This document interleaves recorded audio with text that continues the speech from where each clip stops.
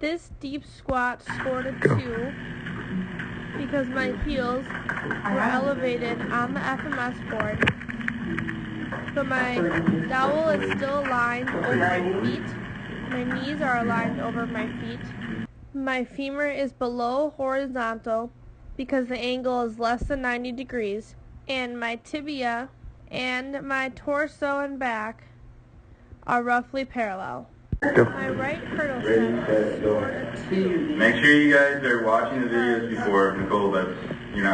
As you can see, my hip is externally rotated.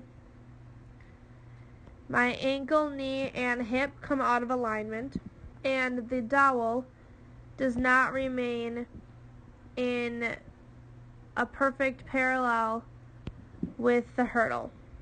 Yet, I do clear it, so it is not a 1. My left hurdle step because we had the same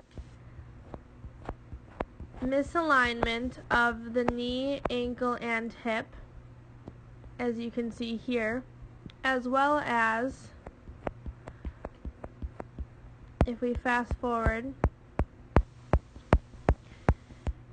you can still see that I do clear the rope or the string, so it is not a 1.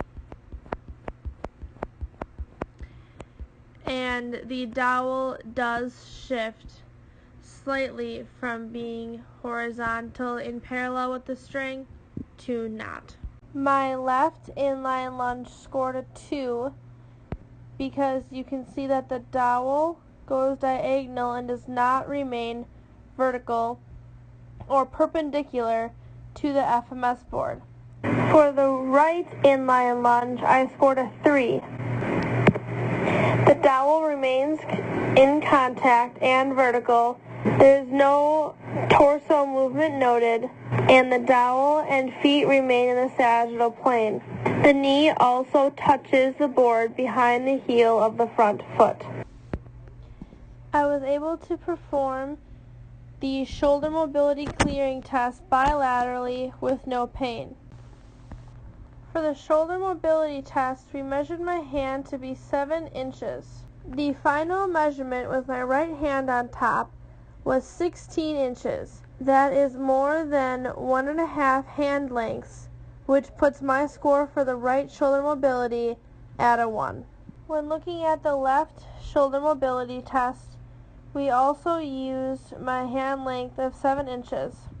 The measurement here was 24 inches.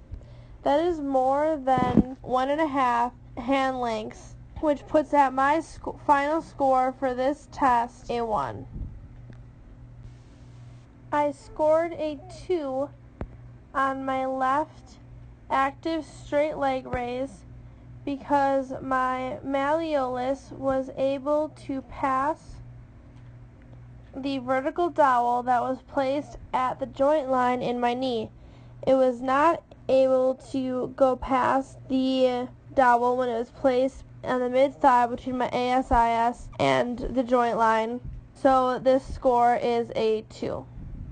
My right active straight leg raise got a 1 because when the dowel was placed at the joint line of my knee, I was unable to get my malleolus past the dowel.